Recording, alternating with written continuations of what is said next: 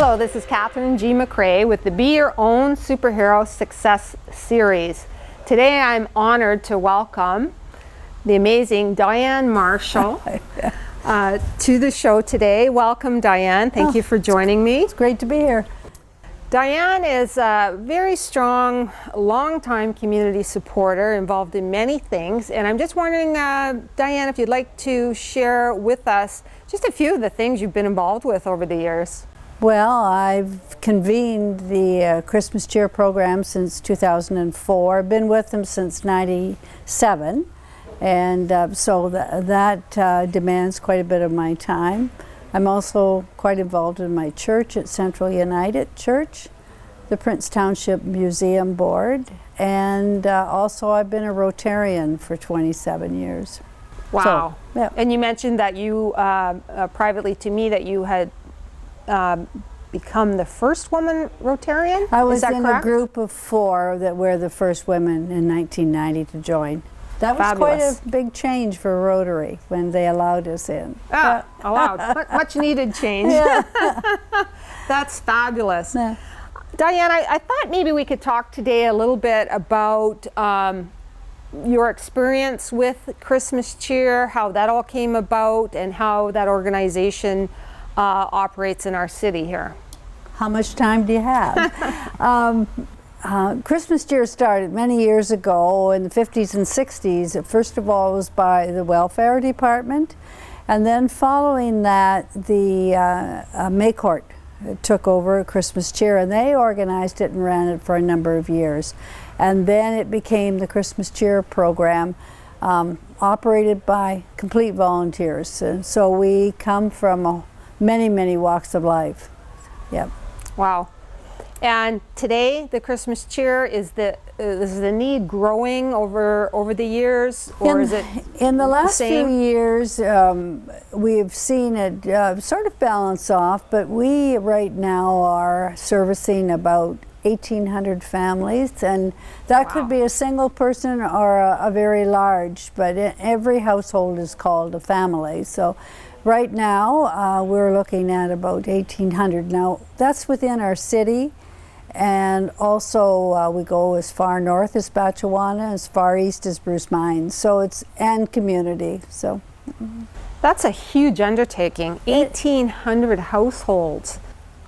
How does one manage that? How does that all come together? well, if you'd ever come to our depot, you would see it's a pretty well-oiled machine, and one of the things is that we have a core of volunteers that I say make the magic happen each year. And if it wasn't for these people, and we have anywhere from 50 to 75 people going through the depot doors every day for a 6-week period, and they know their responsibilities. They take their responsibilities very seriously, and they organize and look after it and have their teams of people, and when people go through the door, they just know what they're going to be doing that day.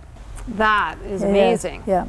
So you're not retraining constantly? No, You've got a group but of we people. do have new people that we add every year, and we have, where would you like us? Or people come in and they say, I have skills in doing this, like the Mr. Fix-Its are marvelous. They can repair so many things, and we have about 5 gentlemen, and they have their stations and their work lights, and they have their area, and they can do wonderful works with anywhere from fixing a light on a special toy to putting batteries in. We don't send anything out that requires a battery. Without batteries, we go through a ton of batteries. So when people give, I love that, because how frustrating is a little kid gets a toy and then the family doesn't have a battery to, and so it doesn't work. We do not send out toys if they require batteries without those batteries. So, Wow. Yeah.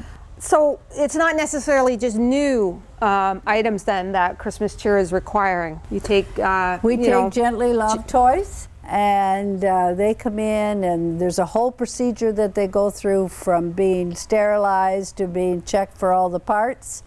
And then if Mr. Fix-It needs to come in, we have lots of gently used dolls, and we have a marvelous doll department. And we have a number of women there that come in daily for the 6 weeks that we're open, and they create packages. They dress the dolls, they have wardrobes, they have accessories and hair accessories and that. And then they're bundled and tied with a lovely ribbon. And anything that you see packaged in plastic means it's been gently loved. So if a child receives one of those packages, then they also receive a new toy or gift as well. Yeah. So I think that's a really important message. Sort of a pet peeve of mine, people that just throw stuff out and buy new stuff, because I always see, you know, I have an eye to see that things can be reused, recycled, and reloved with someone new. Great. So I'd like to encourage people not to throw their kids' toys away, but rather to donate them. Mm-hmm.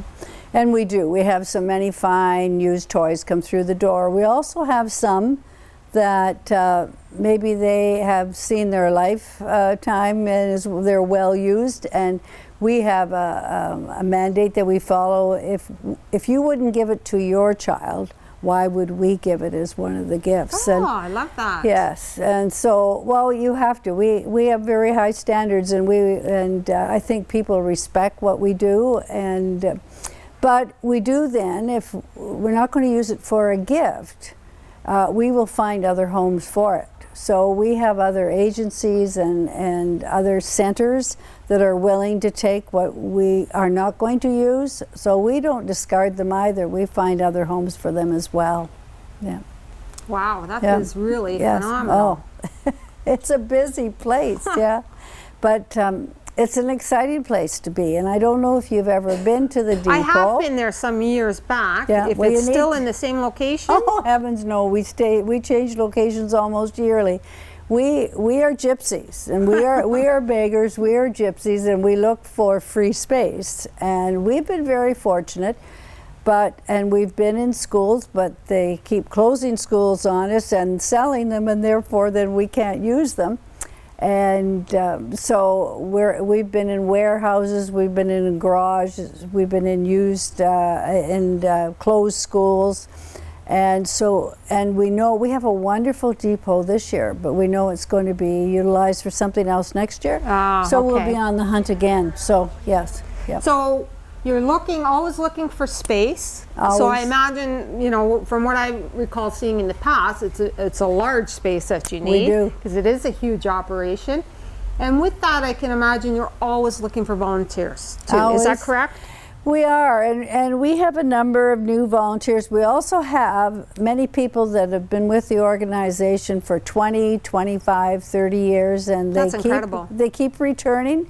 They enjoy what they're doing. They know it's a service that is well needed, and they like to be part of it. The team there is an incredible group of people, absolutely incredible, and I say they make the magic happen, and it is magical what they do and what they create. It's so wonderful to hear that. Yeah.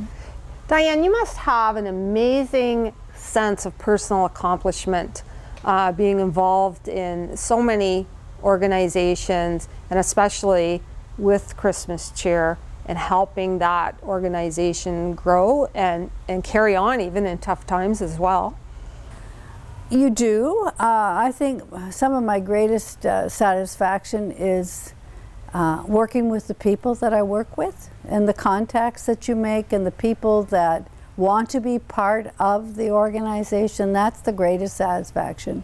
And of course then on delivery day, when everything goes out to all the sub-depots, and to make this magic happen takes so many people. A huge you know, effort. that a huge effort. we don't realize it. We have, the city responds well, either through money or gifts, and through the Santa Claus Fund, which is our funding. And so if it's either made out to Christmas Cheer, the donations are the Santa Claus Fund.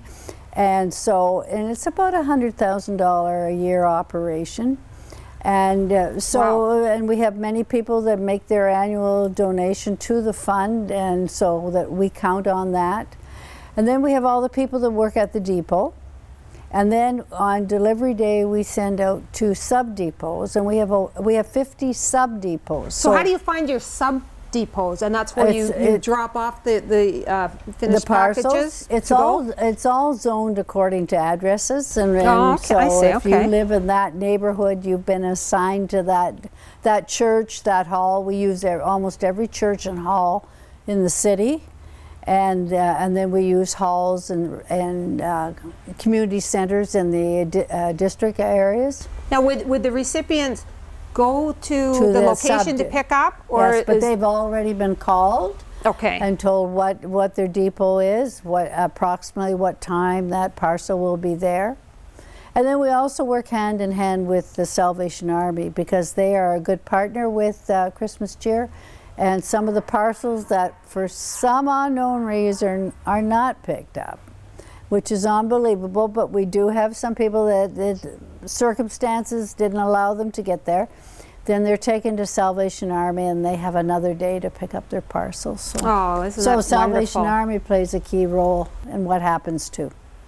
Wow, so that is a really well-oiled, intricate machine operation going on for Christmas Cheer, and it depends solely on the people and the love of it, the volunteers, the time, the energy, the expertise. Yeah. It wouldn't happen without all of these people coming together, believing in it and wanting to make it happen. Wow, that is absolutely it is phenomenal. I want to thank you, Diane. You're welcome. Diane Marshall, the amazing Diane Marshall, and all that you do for our community, Sault Ste. Marie and beyond. Yeah. Fantastic, absolutely fabulous, and I thank you for sharing You're welcome. Christmas Cheer and everything you're doing in the community. Well, I for work Sault with Ste. a great Marie. team, a marvelous team. And I'm sure they're very lucky and grateful to have you with them as well. Thank you so much. I appreciate that, Diane.